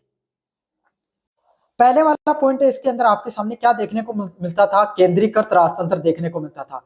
केंद्रीकृत राजतंत्र क्या होता आपके सामने, पूरा राज्य है वो आपके सामने एक व्यक्ति है, एक व्यक्ति के द्वारा नियंत्रित किया जाता था। समझ में आ गया? पूरा समाज पूरा व्यवस्थित तरीके से जो राज्य वो देखने को मिलता था वो राजा के द्वारा, सम्राट के द्वारा नियंत्रित रहता था, जिसमें राजा वो सबसे बड़ा अधिकारी रहता था। उसके नीचे उसकी सहायता करने के लिए मंत्री परिषद हुआ करती थी, जिसमें विधिवेत्ता कौन होता था आपके सामने? जो मौर्य साम्राज्य में जो कानून को संभालता था, जो आज के समय जज, जो सुप्रीम कोर्ट का जज होता ना, वही समझ लो विधिवेत्ता है आपके सामने मौर्य साम्राज्य में। सेनापति हुआ करता था और जो न्यायाधीश है वो हुआ करते थे। सेनापति क्या करता था आपके सामने? जो सेना को संभालने का काम करते थे, और न्यायाधीश है जो मैंने वो सुप्रीम कोर्ट जज के रूप में बताया गया, उसी प्रकार के कार्य करने का काम करते थे। उनकी शक्तियां असीमित थी, मतलब सारे के सारे साम्राज्य को संभालने का कार्य किसका हुआ करता था आपके सामने? सम्राट का काम हुआ करता था। समझ में आ गया? सारी शक्तियां किसके हाथों में होती थी? या समझ लो चंद्रगुप्त मौर्य या फिर जो मौर्य समाज के, मौर्य साम्राज्य के जितने भी राजा हुए उनके हाथों में हुआ करती थी। लेकिन वो मंत्री परिषद से सलाह लेते थे। क्यों? क्योंकि भाई एक व्यक्ति को सारी चीजों का ज्ञान नहीं होता है। समझ में आ गया? मंत्री परिषद की सलाह लेना भी जरूरी होता था। क्यों? क्योंकि जो चाहे विधिवेत्ता हो गया, सेनापति हो गया, चाहे न्यायाधीश हो गया, ये अपने क्षेत्र के सबसे समझदार व्यक्ति हुआ करते थे, तो इनसे क्या वो सलाह भी ले लेते थे। सम्राट की सहायता के लिए मंत्री, महामात्र और अध्यक्ष जैसे उच्च अधिकारी हुआ करते थे। मतलब सम्राट है उसको अलग अलग क्षेत्र में सहायता करने के लिए अलग अलग प्रकार के जो मंत्री है, जिसको मंत्रियों को अमात्य बोला जाता था, महामात्र जो आपके सामने धर्म से संबंधित आपके सामने सलाह देने का काम किया करते थे। भारत का पहला केंद्रीकरण उदाहरण है, मतलब भारत की पहला एक केंद्रीकृत साम्राज्य, एक ऐसा साम्राज्य जो सिर्फ एक व्यक्ति के हाथों में चलने वाला साम्राज्य, और सबसे बड़े क्षेत्र में जिसने राज किया वो कौन सा था? मगध साम्राज्य का चंद्रगुप्त मौर्य के द्वारा निर्मित किया गया साम्राज्य मौर्य साम्राज्य था। समझ में आ गया? केंद्रीकृत राजतंत्र पहला पॉइंट। अगला है प्रांतीय प्रशासन। साम्राज्य में को कई प्रांतों में विभाजित किया गया था, जैसे उत्तरापथ मतलब जो साम्राज्य है, जैसे ये साम्राज्य है तो इसका जो उत्तर वाला हिस्सा है इसको उत्तरापथ के नाम से जानते थे। दक्षिणी हिस्सा होता था उसको दक्षिणापथ के नाम से जानते थे। अविंता, राष्ट्र व कलिंग जैसे जो अलग अलग प्रकार के क्षेत्र थे उनमें उनको बांटा गया था। क्यों? ताकि जो भाई अलग अलग क्षेत्र बना दिए, अब उसी के हिसाब से उनके मंत्रियों को वहां पर लगा दिया, उसी हिसाब से उनको क्या कर दिया गया? लोगों को काम करने के लिए रख लिया गया। इससे प्रशासन है वो व्यवस्थित तरीके से चलता था। जितने भी जो ये प्रांत हुआ करते थे, जिनको अलग अलग प्रांतों में बांटा गया है, ये जितने उत्तरापथ, दक्षिणापथ, अवंतिका राष्ट्र, इसमें क्या हुआ करते थे? अलग अलग प्रकार के राजकुमारों को क्या किया गया था? वहां पर नियुक्त किया गया था, और वो सीधे क्या करते थे? आपके सामने जो सम्राट होता है उसके प्रति उत्तरदायित्व होते थे। प्रांतों को आगे जिलों, आहार और विषयों में बांटा गया। तो अगर मैं आपके सामने बताऊं तो अलग अलग जो प्रांत हुआ करते थे उनको अलग अलग जिलों में बांटा गया था, जिसका प्रमुख राजुक व प्रादेशिक होता था। मतलब जो अलग अलग प्रांत हुआ करते थे इनको फिर जो बड़े बड़े, जैसे राजस्थान है, राजस्थान का एक प्रांत बना दिया। ये समझ लो एक उदाहरण बता रहा हूं आपके सामने। अब राजस्थान में आपका जो जयपुर जिला है, दौसा जिला है, शेखावाटी क्षेत्र, ऐसे छोटे छोटे प्रांत में उनमें क्या कर दिए जाते थे? बांट दिए जाते थे। राजस्थान है, इस प्रांत का राजकुमार को क्या बोला जाता था? कुमार बोला जाता था। और ये जैसे जयपुर है, इसका भी प्रमुख बना दिया गया, इसको प्रादेशिक के नाम से जाना जाता था। मुझे उम्मीद आपको समझ में आ गई होंगी चीजें। आपको जो जो चीजें अच्छे से याद हो उनको याद कर लो और समझ लो। नगर प्रशासन। मैगथनीज के अनुसार पाटलिपुत्र जैसे नगरों का प्रशासन 30 सदस्यों वाली एक नगर परिषद द्वारा चलाया जाता था। मतलब मैगथनीज के जो पाटलिपुत्र जो एक क्षेत्र हुआ करता था, वहां पर क्या होता था? 30 सदस्यों वाली एक परिषद हुआ करती थी। उनके द्वारा क्या किया जाता था? आपके सामने जो बड़ा राज्य, बड़ा नगर है, उसमें उनके द्वारा पाटलिपुत्र जैसे क्षेत्र है उस पर राज किया जाता था। मतलब एक व्यक्ति नहीं, 30 सदस्यों की एक परिषद थी जो बड़े नगर है उसको संभालने का कार्य करती थी, जो 5-5 सदस्यों की 6 समितियों में क्या थी? विभाजित थी। मतलब उसमें भी 6 व्यक्ति 6 अलग अलग भागों में बांट दिया उस समिति को भी, और उसमें 5-5 व्यक्ति हुआ करते थे। उनका क्या कार्य हुआ करते थे? वो सभी लोग क्या करते थे? उद्योग का से संबंधित चीजें करते थे, शिल्प से संबंधित विदेशी जो लोग आते हैं उनकी देखभाल करना, जन्म मृत्यु से संबंधित पंजीकरण करना, इन सब चीजों को देखरेख करने का कार्य करते थे।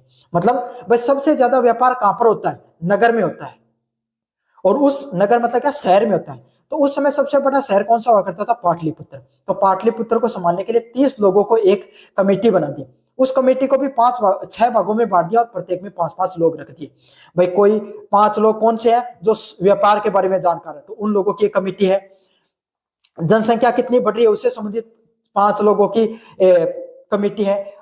विदेशी लोग आ रहे हैं उनकी देखभाल के लिए 5 लोगों की कमेटी है। तो इस प्रकार से व्यवस्थित तरीके से नगरीय प्रणाली को किया गया था। समझ लो कितनी व्यवस्थित थी उस समय भी हमारे भारत के अंदर जो राजा हुआ करते थे वो कितने समझदार, किसने व्यवस्थित ढंग से प्रशासनिक प्रणाली चलाया करते थे। मौर्यकालीन न्याय प्रणाली से अत्यधिक सुदृढ़ था। मतलब मौर्यकालीन समाज है उसमें जो न्याय व्यवस्था वो बहुत ज्यादा मजबूत हुआ करती थी। सम्राट सर्वोच्च न्यायाधीश हुआ करता था। मतलब जो सम्राट हुआ करता था वो सबसे बड़ा अधिकारी हुआ करता था। जो सम्राट ने अगर कोई एक ऐसा मामला आ गया जिसमें क्या हुआ, बहुत बड़ा राजनीतिक मामला है, तो उसको सम्राट ने जो आदेश देता था वही अंतिम न्याय हुआ करता था। ग्राम स्तर पर ग्राम सभाएं हुआ करती थी। उच्च स्तर पे दो प्रकार के न्यायालय, मतलब छोटे मोटे मामले निपटाने के लिए क्या हुआ करते थे? 2 प्रकार के न्यायालय रखी थी। और बड़े मामले हुआ करते थे उसपे तो राजा निर्णय लेता था, लेकिन छोटे प्रकार के 2 न्यायालय थी। पहले थे धर्म जो स्थायी न्यायालय, समझे? तो धर्म से संबंधित, विवाद से संबंधित, संपत्ति विवाद से संबंधित अगर जो छोटे मोटे मामले होते हैं ना, घर से संबंधित दीवानी मामले जिनको बोलते हैं, वो कौन संभालता था आपके सामने? धर्म स्थायी जो न्यायालय थी वो संभालती थी। मतलब जो घर से संबंधित, भाई किसी का विवाह में कोई दिक्कत आ गई, कोई संपत्ति का विवाद है, 2 भाई आपस में लड़ लिए संपत्ति से संबंधित, है ना, खेती से संबंधित, कृषि से संबंधित, पशुपालन से संबंधित, कोई व्यापार में भ्रष्टाचार करता हुआ पकड़ा गया, तो इस प्रकार के जो आपके सामने जो छोटे मोटे मामले हुआ करते थे उसको धर्म स्थायी न्यायालय वो संभालती थी। अगले वाले न्यायालय आपके सामने कटक शोधक न्यायालय। इसका क्या काम होता था? फौजदारी मामले, जैसे कोई व्यक्ति ने चोरी कर ली, किसी ने डकैती कर ली, कोई राजद्रोह कर रहा है, मतलब क्या कर रहा है? राजा के खिलाफ क्या कर रहा है? षड्यंत्र रच रहा है। तो इस प्रकार के जो कठोर दंड हुआ करते थे उनको, जो लोग अपराधी हुआ करते थे उन सबको अपराधियों को न्याय सुनाने का काम कौन करती थी? कटक शोधन नामक जो न्यायालय हुआ करती थी वो आपके सामने क्या करती थी? फौजदारी मामले हुआ करते थे, चोरी डकैती राजद्रोह जैसे मामले हुआ करते थे उनको संभालने का कार्य करती थी। अगले वाला पॉइंट आपके सामने सेना संगठन। कोई भी राज्य है वो बिना सेना के आपके सामने आपको पता है कमजोरी रहेगा। तो इसी तरीके से मौर्य साम्राज्य हुआ करते थे उनके पास एक विशाल व संगठित स्थायी सेना हुआ करती थी। मतलब उनके पास बहुत बड़ी आपके सामने सेना देखने को मिलती थी, जिसमें आपके सामने पैदल सेना, घुड़सवार सेना, गज सेना, रथ सेना शामिल थी। मतलब अलग अलग प्रकार की सेना देखने को मिलती थी, जिसमें आपके सामने सबसे पहले पैदल सेना देखने को मिलती थी, समझ में आ गया? फिर घुड़सवार सेना, हाथियों की सेना और रथ सेना वो चला करती थी। मैगथनीज ने पाटलिपुत्र सेना प्रबंधन के लिए 30 सदस्यों वाली एक सैन्य परिषद का उल्लेख किया था। मैगथनीज उसने जो इंडिका नामक जो किताब लिखी थी उसमें लिखा था कि पाटलिपुत्र में जो सेना है उसको लगाया गया था, उसको संभालने के लिए जो 3 सदस्यों की एक सैन्य परिषद भी थी, जो वही परिषद उसकी बात की गई थी जो 6 समितियों में विभाजित थी। समझ में आ गया? तो वही जो 30 सदस्यों वाली जो समिति है ना वो सेना को भी संभालने का कार्य करती थी। सेना का कुशल प्रबंधन साम्राज्य की सुरक्षा व विस्तार के लिए महत्वपूर्ण था। मतलब अगर अच्छे से सेना कार्य करेगी तो इससे क्या है, साम्राज्य में सभी लोग अच्छे से रहेंगे, डर व्याप्त रहेगा, दूसरे राज्य के लोग क्या आप पर आक्रमण नहीं करेंगे। इसीलिए जो सेना है उसका बहुत ही समझदारी से, कुशलता से क्या किया गया था? प्रबंधन किया गया था। समझ में आ गया आपको अच्छे से प्रश्न? अगले वाला पॉइंट आपके सामने राजस्व व्यवस्था। भूमि कर है वो सबसे बड़ा हिस्सा हुआ करता था आपके सामने कर का, जिसमें 2 प्रकार के कर लगते थे, जो उपज पर 1/4 व 1/6 भाग हुआ करते थे। समझ में आ गया आपके सामने? मतलब 2 प्रकार के कर लिया करते थे। एक तो 1/4, मतलब 4 बोरी अगर आपके सामने अनाज की हुई 1 बोरी राजा ले जाता था, जो ज्यादा उपजाऊ जमीन होती थी उस पर। जहां पर कम उपजाऊ होती थी वहां पे 6 बोरियों में से 1 राजा वो लेकर चला जाता था। तो 25% और आपके सामने 16.5% आपके सामने कर देखने को मिलता था। उसके अलावा भी अलग प्रकार के कर देखने को मिलते थे, जैसे सीता कर, जिसमें राज की भूमि से आए। सीता क्या हुआ करती थी? सीता कर या फिर एक जो कोई राज की भूमि है, जैसे कोई नगर है उसमें कोई दुकान खोली है किसी ने, तो उस पे जो पैसा मिलता था राजा को, उसको सीता के नाम से जाना जाता था। बल्कि एक प्रकार का कर का ही भाग हुआ करता था और आपके सामने जितना उत्पादन करते हो, भाई कोई आदमी व्यापार करता है, व्यापार में कोई लोहे का उत्पादन कर रहा है, कोई मिट्टी के बर्तन बना रहा है, तो इस प्रकार के लोगों से कर लिया जाता था। उसको किस नाम से जाना जाता था? भाग के नाम से जाना जाता था।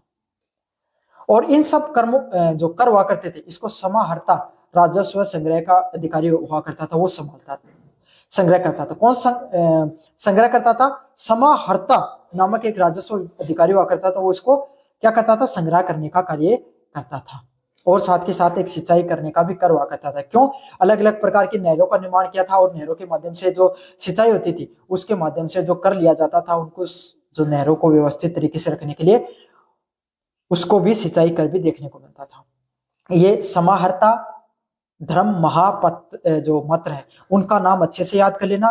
कोई जब आप इन सब के नाम लिखो तो नीचे अंडरलाइन जरूर कर दिया करो। जब आपका जो टीचर है वो कॉपी जांच करे तब उसकी आंखों में वो पड़े और वो आपके अच्छे से नंबर दे। गुप्तचर व्यवस्था, कोई भी राज्य है उसको सही से चलाने के लिए वहां के गुप्तचर होने बहुत जरूरी है। भाई कोई राजा आपके खिलाफ कोई कूटनीति तो नहीं बना रहा है, कोई गुप्त नीति तो नहीं बना रहा है, इसलिए गुप्तचरों का बहुत ज्यादा महत्व हो जाता है। मौर्य साम्राज्य में कुशल व व्यवस्थित जो विस्तृत गुप्तचर प्रणाली थी, अगर अपन विस्तार से समझे तो मौर्य साम्राज्य हुआ करता था, इसमें एक ही बहुत ज्यादा कुशल और विस्तृत आपके सामने गुप्तचर प्रणाली देखने को मिलती थी, जिसमें गढ़ पुरुष नामक गुप्तचर देखने को मिलते थे, जो संतरी या संस्था से विभाजित होकर पूरे साम्राज्य में फैले होते थे। मतलब एक अलग से विभाग बना दिया आपके सामने। गढ़ पुरुष नामक जो गुप्तचर हुआ करते थे, जो अलग अलग संतरी व संस्था नामक जो अलग अलग जो विभागों में विभाजित होकर पूरे साम्राज्य में फैले हुए होते थे। इनका कार्य क्या हुआ करता था? गुप्तचर यही काम करते थे, कोई राजा का विद्रोह करने का कार्य तो नहीं कर रहा है, कोई राजा के खिलाफ तो नहीं जा रहा है, कोई आपके सामने भ्रष्टाचार तो नहीं कर रहा है कोई, या फिर कोई आपके सामने जो दूसरा राज्य में भी इनको लगाया जाता था, ताकि ये पता चल सके कि कूटनीति के तहत कि कौन सा राजा है वो आपके खिलाफ क्या कर रहा है, जो आपसे संधि करना चाहता है, कौन आपके खिलाफ युद्ध करने की नीति बना रहा है। कल्याणकारी राज्य के तत्व, अशोक के शिलालेख हुआ करते थे, उसमें स्पष्ट होता था कि मौर्य शासन में जन कल्याण पर ध्यान दिया जाता था। अशोक सम्राट के जितने भी अभिलेख हुआ करते थे उसमें ये चीज साफ साफ पता चलती है कि जो शासन हुआ करता है उसमें जो जनता है उसका जो कल्याण करने के लिए बहुत ज्यादा ध्यान दिया जाता था। राजा का काम सिर्फ यही नहीं हुआ करता था कि वो शासन को अच्छे से चलाए, बल्कि उसमें जनता है उसकी जो समस्या है उनका भी ध्यान रखे। राजा है उसके द्वारा सड़कों का भी निर्माण किया जाता था, कुएं को खुदवाना, चिकित्सा सेवाएं, और जो आपके सामने धर्म जैसी जो धर्म से संबंधित जो नीतियां हुआ करती थी उसका भी वो ध्यान रखते थे। मतलब जो सड़कों का निर्माण कराना, कुओं को खुदवाना, चिकित्सा सुविधाएं जैसी जो चीजें हुआ करती थी, उनको सभी चीजों को जो कराने का काम किसका हुआ करता था? राजा का काम हुआ करता था। मौर्य प्रशासन है वो आपके सामने एक विस्तृत केंद्रीकृत व कुशल प्रणाली में बटा हुआ हो।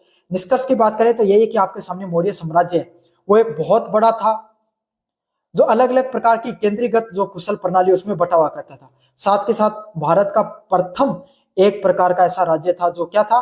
पूरे भारत में फैला हुआ साम्राज्य था। तो ये था आपके सामने जो मौर्य साम्राज्य है उसकी जो मुख्य विशेषताएं हैं, जो सैन्य प्रशासनिक जितने भी व्यवस्थाएं उसके बारे में विस्तार से मैंने बता दिया। कैसा लगा वीडियो जोर से बताना, चैनल को जोर से सब्सक्राइब कर देना। धन्यवाद। बच्चों, मेरा नाम है मोहित और आपका स्वागत हमारे यूट्यूब चैनल हिस्ट्री चैंपियन में। तो जैसा कि आप जानते हो आपका जो पेपर होने वाला है history of India from beginning to 1200 BC, उससे संबंधित जितने महत्वपूर्ण प्रश्न है उसका जो अगला प्रश्न है, जैन व बौद्ध धर्म के उद्भव, शिक्षाएं व प्रभाव की तुलना कीजिए, उसके बारे में विस्तार से पढ़ने वाले हैं अपन। ये जैन व बौद्ध धर्म दोनों इसी के अंदर आपका टॉपिक, दोनों के दोनों चीजें इसी में कवर करवा दूंगा एक साथ। आपको बस वीडियो को पूरा देखना है, चैनल को सब्सक्राइब कर देना और अपने दोस्तों को जरूर से शेयर कर देना। ये पीडीएफ आपको फ्री में हमारे जो टेलीग्राम चैनल है उस टेलीग्राम चैनल पे देखने को मिल जाएगी, तो टेलीग्राम चैनल को जरूर से ज्वाइन कर लेना।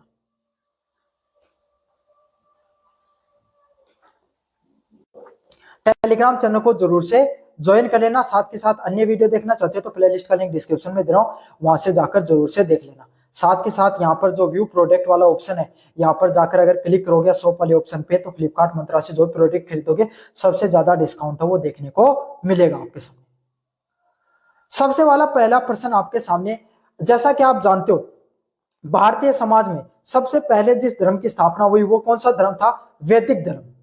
वैदिक धर्म में जो हिंदू धर्म जिसको नाम से जानते हैं, जहां पर अलग अलग वेदों की रचना हुई, ऋग्वेद, यजुर्वेद, जो सामवेद व जो अथर्ववेद, इन सभी वेदों में क्या था आपके सामने? जब जो शुरुआती काल था, जब ऋग्वेदिक काल था, उस समय आपके सामने देखने को मिलता है कि जो धर्म है वो प्रकृति से संबंधित है। पशुपालन मुख्य कार्य हुआ करता था, और जो मनुष्य, जो इंसान है, जो है, वो छोटे छोटे जनों में जन्म में रहता था या कबीलों में रहते थे आपके सामने। उनकी जनसंख्या मात्र हजारों में हुआ करती थी, लेकिन वक्त बदलता चला गया। जन है वो जनपद बदल गए, जनपदों में बदल गए, जिससे क्या हुआ आपके सामने? जो राजा है उसकी शक्तियों में वृद्धि हुई। जनता है वहां पर क्या हुआ? समाज में जो वर्गीकरण देखने को मिले आपके सामने, जहां पर जो जाति व्यवस्था है जो पहले कर्म के आधारित हुआ करती थी, अब वो वंशानुगत होने लग गई, और जो वैश्य व शूद्र हैं उनकी हालत बहुत ज्यादा बद से बदतर होती चली गई। बहुत बड़े बड़े कर्म कांडों के तहत आपके सामने जो पशु बलि देना, बड़े बड़े यज्ञ हैं, उनका क्या यज्ञों का आयोजन करवाना, इन जैसी चीजें हैं उनका होने लगा। और ब्राह्मणवाद है वो उस समय बहुत ज्यादा अपनी चरम सीमा पर फैलने लगा। तो उस समय समाज में बहुत ज्यादा उत्पीड़ित वर्ग था, खास करके जो वैश्य व शूद्र वर्ग है, उनके द्वारा समाज में क्या हुआ आपके सामने? वो बहुत ज्यादा उत्पीड़ित थे। तब भी क्षत्रिय समाज के दो आपके सामने योद्धा, दो व्यक्ति हैं, महावीर स्वामी व आपके सामने जो महावीर बुद्ध हैं, दो व्यक्ति हैं जिन्होंने दो अलग धर्मों का निर्माण किया। एक ने जैन धर्म, दूसरे ने बौद्ध धर्म का निर्माण किया, और 36 ईसा पूर्व के आसपास दोनों धर्मों का क्या होता है आपके सामने? निर्माण होता है। और खास करके इससे क्या हुआ? इनका मुख्य उद्देश्य यही था, समाज में सभी वर्गों को एक जगह लाया जाए। जो समाज में जो कर्म कांड, बलि प्रथा, जो जातिगत व्यवस्था देखने को मिलती थी, उसमें थोड़ी जो लचीलापन लाया जा सके, समाज में सभी लोगों को एकजुट करने का, जो अत्याचार हो रहा है समाज में उनको कम करने का इन पे क्या था? प्रयास था। ये दो अलग प्रकार की विचारधाराओं से जुड़े हुए धार्मिक व दार्शनिक आंदोलनों में से एक थे, जो पहले आंदोलन देखने को मिलता है। तो उद्भव की बात करें अगर दोनों की, तो सबसे पहले अपन बात करते हैं जैन धर्म की। जैन धर्म में कुल 24 तीर्थकार माने जाते हैं, पहले पार्श्वनाथ से लेकर अंतिम जो आपके सामने कौन है? महावीर। प्रथम आपके सामने जो ऋषभ देव देखने को मिलते हैं, पार्श्वनाथ का नाम ले दिया था मैंने आपके सामने, पहले ऋषभ देव है या आदिनाथ जिनके नाम से जाना जाता है जिनको, और अंतिम आपके सामने महावीर स्वामी है, जिनको वर्धमान के नाम से भी जाना जाता है, जिन्होंने 599 से लेकर 527 ईसा पूर्व तक उनका जीवन रहता है। इनका जीवन बिहार के वैशाली में हुआ था, और इन्होंने क्या आपके सामने उनके जन्म के समय इन्होंने 30 वर्ष की आयु में अपना घर त्याग दिया था, और कुल 12 वर्ष तक इन्होंने क्या की थी? अलग अलग जाकर तपस्या की, और फिर इन्होंने एक धर्म का निर्माण किया। उसका नाम क्या था? जैन धर्म था। समझ में आ गया आपके सामने? अगला धर्म है बौद्ध धर्म। बौद्ध धर्म से शायद हर व्यक्ति वाकिफ होगा। बौद्ध धर्म है ये भी हिंदू धर्म से निकलता है, जहां पर जो महावीर स्वामी, जो महावीर बुद्ध है, उनका बचपन का नाम सिद्धार्थ हुआ करता था। ये भी मगध साम्राज्य के आसपास, जो नेपाल के आसपास का जो क्षेत्र है, वहां के आपके सामने क्या हुआ करते थे? वहां के इनके नेपाल या बिहार के आसपास का जो क्षेत्र है, यहाँ पर इनके पिता है वो राज किया करते थे। इनके पिता का मानना था कि मेरा पुत्र बड़ा होकर क्या बनेगा? एक बहुत बड़ा सम्राट बन सकता है, या फिर एक बहुत बड़ा क्या बन सकता है आपके सामने? संत बन सकता है। इस प्रकार की भविष्यवाणी की गई थी सिद्धार्थ के लिए। इसीलिए उनके पिता है वो चाहते हैं कि उनका पुत्र बहुत बड़ा सम्राट बने, इसीलिए वो उनको क्या रखते थे? कभी भी महल से बाहर नहीं जाने दिया करते थे। एक वक्त आता है जब उनकी आयु लगभग जब 27-28 साल की उम्र होती है, उनके विवाह कर दिया जाता है। उनका दाम्पत्य जीवन, विवाह जीवन भी अच्छे से चल रहा होता है। एक दिन उनके मन में आती है कि ये सिर्फ जीवन क्या इस महल तक ही है? क्या इससे बाहर भी कोई जीवन है?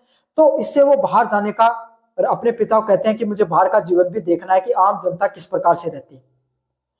तब कहते हैं कि जो महात्मा बुद्ध है, सिद्धार्थ है जिसमें उनका नाम सिद्धार्थ हुआ करता था, उनके लिए नगर में एक बहुत बड़ा एक जो पूरा पथ है उसका निर्माण किया गया, और उसके आसपास गरीब व्यक्ति किसी को नहीं रखा गया। बहुत बड़ा एक आयोजन किया गया, एक तरीके से समारोह किया गया। लेकिन उसी बीच में वो एक, क्योंकि भाई आपको पता चाहे कितने आप लोगों को हटा लो, लोग राजकुमार को देखने के लिए सभी आते हैं। तब जैसे आपके सामने जो एक व्यक्ति है वो गुजरता है और उसकी हालत थोड़ी अच्छी नहीं होती है, थोड़ा बूढ़े टाइप का। तो वो उनसे पूछता है कि भाई ये व्यक्ति कौन है।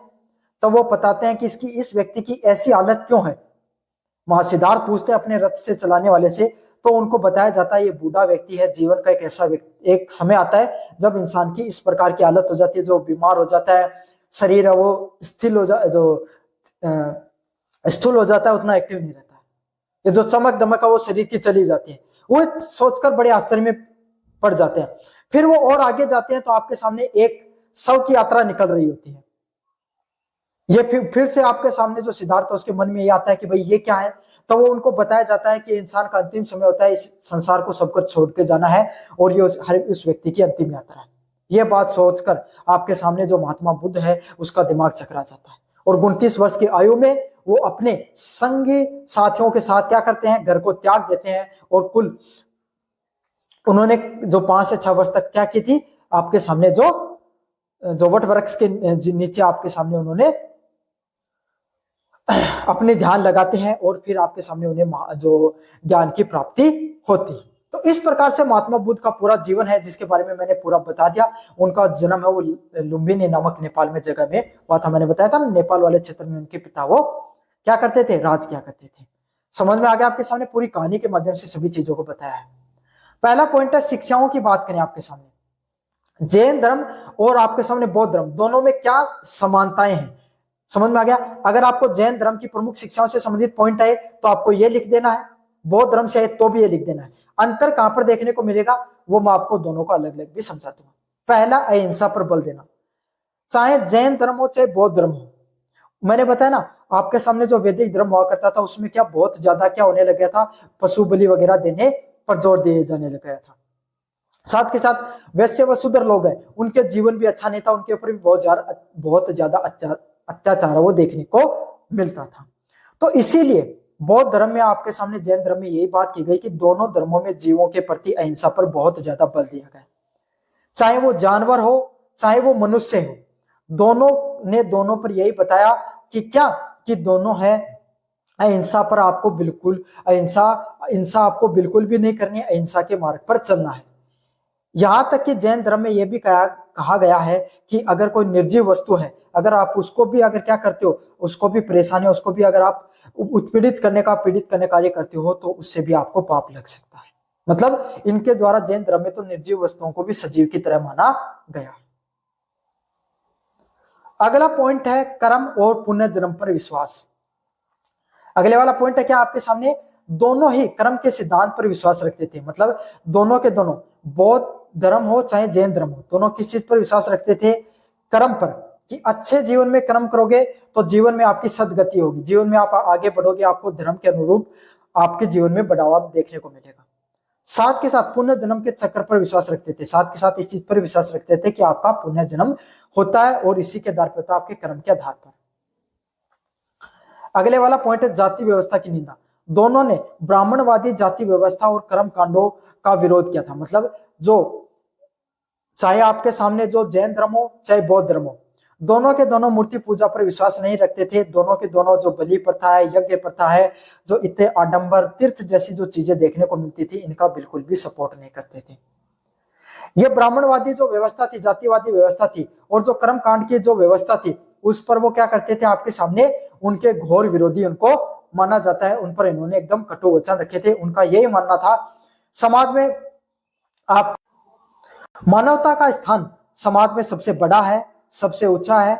मानवतापूर्ण जीवन जिए, सभी लोगों को एकजुट सहिष्णुता के साथ अहिंसापूर्ण आपको जीवन जीना चाहिए। समझ में आ गया? वही सबसे बड़ा धर्म माना गया इनके द्वारा।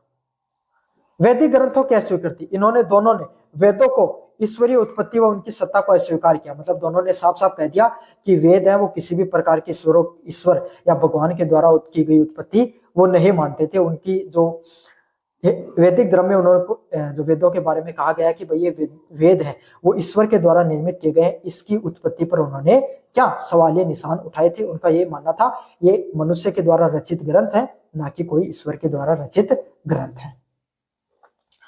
अगले वाला पॉइंट है संस्कृत के बजाय लोक भाषा का प्रयोग करना।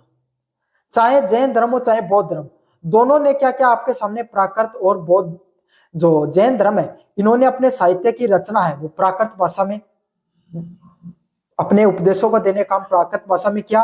बौद्ध धर्म ने पाली भाषा का प्रयोग किया अपने उपदेशों में, अपने साहित्य की रचना में, ताकि जो आम जनता है वो आसानी से समझ सके उनके साहित्य के, उनके विचारों को, उनके उपदेशों को। समझ में आ गया? तो ये 5 पॉइंट है, वो आपको दोनों में समान रखने। अगर आप लिखोगे तब अहिंसा पर बल देना आपको अच्छे से लिखना है। धर्म, कर्म और पुण्य, जो पुण्य जन्म है उस पर विश्वास से संबंधित आपको पॉइंटों को अच्छे से लिखना है। जाति व्यवस्था की निंदा की थी इन्होंने, वैदिक ग्रंथों की अस्वीकृति की थी और संस्कृत की बजाय लोक भाषा का प्रयोग किया था। ये पांचों के पांचों पॉइंट आपको छोटे छोटे पॉइंट है, दोनों में समान रूप से लिखने हैं। अब दोनों में अंतर क्या था? पहला पॉइंट आपके सामने अहिंसा। अहिंसा जैन धर्म में किसकी बात की गई थी? बहुत ज्यादा कठोर अहिंसा पर इन्होंने बात की थी। मन वचन कर्म से पूर्ण अहिंसा, मतलब आपको कोई व्यक्ति है, जैसे आप ऐसे सोचते ना, मत मेरा नौकरी लग जाओ, मेरे दोस्त ना लगे, इस प्रकार के विचार आते हैं ना काफी लोगों को। मेरे अच्छे नंबर आ जाए, उसके नहीं आए, इस बार उसके कम रिजल्ट आए, मैं टॉप कर जाऊं क्लास में। तो इस प्रकार के गलत विचार भी नहीं लाने आपको, ना किसी को गलत वचन बोलने, इस प्रकार के वचन भी नहीं बोलने कि सामने वाले व्यक्ति उसको आहत हो जाए। वो उस जो जैन धर्म है उसमें इस प्रकार के वचन, जो कटु वचन हुआ करते थे, उसको भी अहिंसात्मक माना गया है।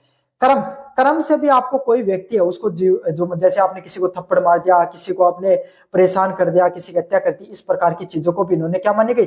अहिंसा माना गया।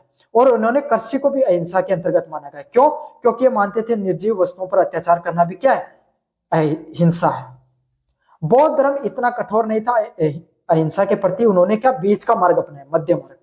किसी भी जीव को हानि न पहुंचाना, पर उतनी ही कठोर नहीं। मतलब इन्होंने यही कहा कि कोई जो पशु पक्षी हैं, खास करके मनुष्य हैं, उनको आपको ज्यादा क्या नहीं करना है? परेशान नहीं करना, उनको हानि नहीं करना और आपको शिकार नहीं करना है। समझ में आ गया? इन्होंने मध्यम का मार्ग किया।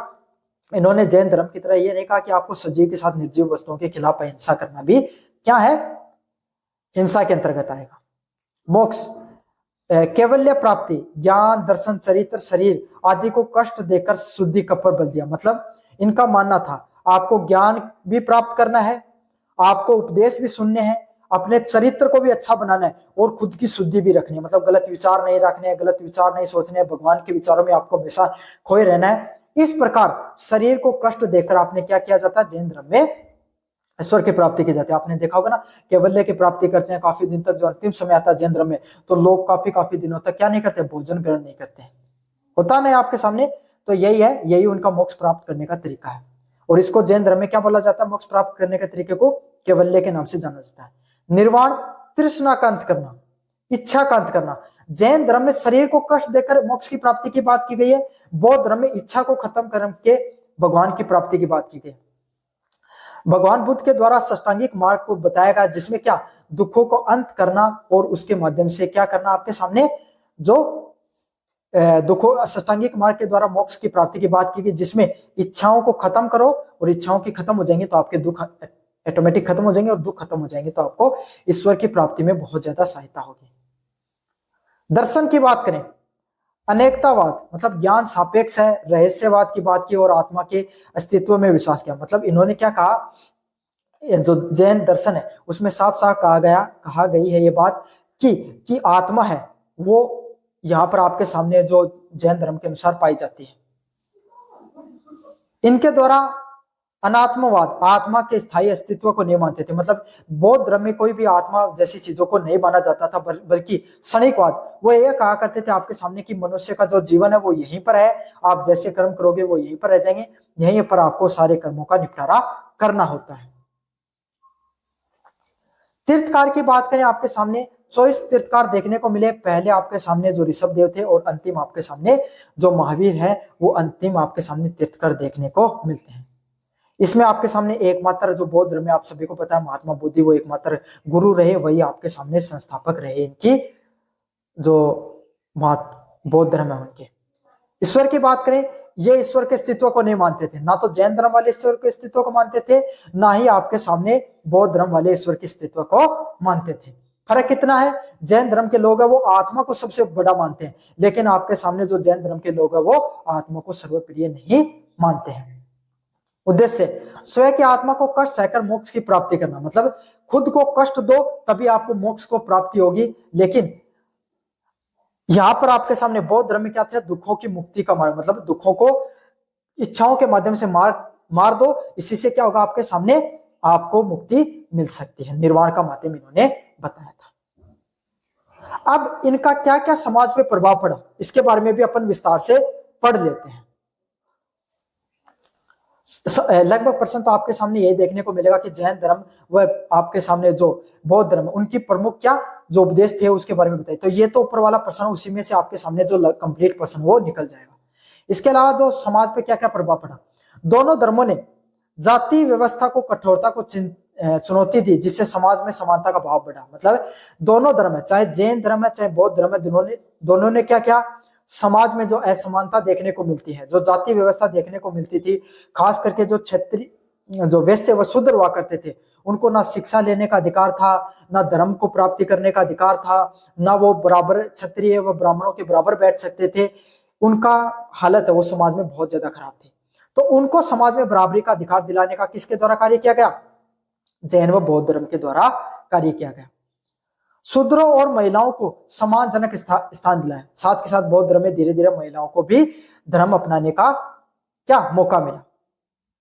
आर्थिक प्रभाव, कृषि प्रधान समाज में अहिंसा के संदेश ने व्यापार व वाणिज्य को बढ़ावा दिया। मतलब जिस समय कृषि है वो मुख्य आपके सामने उद्योग हुआ करता था, मुख्य अर्थव्यवस्था हुआ करती थी। इससे क्या, इस चीज से, कृषि से आपके सामने जो पशुधन है उसको बहुत ज्यादा उत्पीड़ित किया जाता था। तो ये जो अहिंसा का संदेश देकर या फिर शिकार के माध्यम से बहुत ज्यादा जो जानवर है उनको मृत्यु घाट उतारा जाता था। तो जो अहिंसा का संदेश दिया गया दोनों में, तो इससे क्या हुआ, जो जानवर है वो शिकारों के जानवर हैं उनके जो शिकार है उसमें कमी आई, और कृषि है उससे क्या हुआ, आपके सामने कृषि से लोगों ने अपना दिमाग हटाकर व्यापार व वाणिज्य को भी बढ़ावा देना शुरू किया। साथ के साथ कई व्यापारी है वो इन सभी धर्मों के क्या धीरे धीरे अनुयायी बनने शुरू हो गए थे। अगला है कला व स्थापत्य पर प्रभाव। स्तूप, चैत्य, विहार, गुफा, मंदिर व जैन मंदिर और प्रतिमाएं, कला व जो स्थापत्य का समृद्ध विकास हुआ। मतलब अलग अलग प्रकार के स्तूपों का निर्माण हुआ, चैत्य व विहारों का निर्माण होता है। मतलब अलग अलग प्रकार की बौद्ध धर्म से संबंधित जो चीजें हैं उसका उसमें निर्माण किया गया, जिसमें जैन धर्म की प्रमुख प्रतिमाएं हो गई है ना, जिसमें सांची विहार, बरहूत स्तूप व दिलवाड़ा के जैन मंदिर जैसे जो प्रमुख जैन मंदिर है उनका निर्माण किया गया। बौद्ध धर्म से संबंधित जो अलग अलग प्रकार के स्तूप हैं उनका निर्माण किया गया, जिसमें बौद्ध धर्म से संबंधित चीजें बताई गई, जैन धर्म से संबंधित चीजों को बताया गया, उनके प्रचार प्रसार किया गया। इससे एक अन्य कला, स्थापत्य कला का भी निर्माण होता है। साहित्य पर प्रभाव, धीरे धीरे जो आपके सामने जो जैन धर्म व बौद्ध धर्म है इसमें जो प्राकृतिक भाषा का, जो सामान्य भाषा, लोक जन की भाषा का प्रयोग किया गया, जिसमें पाली व प्राकृत भाषा प्रमुख रूप से प्रयोग की गई, जिससे क्या साहित्य अब धीरे धीरे क्या होने लगे, आपके सामने आम जनता तक पहुंचने लग गया। क्यों? क्योंकि आम जनता वो भी साहित्य को पढ़ने लग गई, उनकी भाषा में अब जो साहित्य की रचना होने लग गई थी पाली व प्राकृत भाषा में, तो सभी लोगों का धीरे धीरे साहित्य के प्रति भी रुझान बढ़ना शुरू हुआ। दार्शनिक प्रभाव की बात करें, इन धर्मों ने कर्म कांड के स्थान पे नैतिक विचार, तर्क और व्यक्ति की मुक्ति पर जोर दिया। ये जो आपके सामने जितने भी धर्म है इन्होंने क्या किया, जो कर्म कांड से ज्यादा जो नैतिक विचार होते हैं लोगों की उन पे, और व्यक्ति की जो मुक्ति होती है उस पे इन्होंने जोर दिया। जैसे भारतीय दर्शन है वो उसके क्या धीरे धीरे नए आयामों से जुड़ने लगा। अब आपके सामने बौद्ध जो इनसे संबंधित जितने भी मुख्य पॉइंट थे बौद्ध धर्म व जैन धर्म से संबंधित, दोनों मैंने बता दिया। अब आपके दोनों अच्छे से क्लियर हो गए हैं। मैंने उनका क्या प्रभाव पड़ा समाज पे वो भी बता दिया, उनका उद्भव कैसे वो भी बताया, शिक्षाएं क्या थी प्रमुख वो भी बता दिया है। तो अब आपके सामने जो भी प्रश्न देखने को मिले आप अच्छे से कर लेना। वीडियो को जोर से लाइक कर देना, चैनल को जोर से सब्सक्राइब कर देना। धन्यवाद।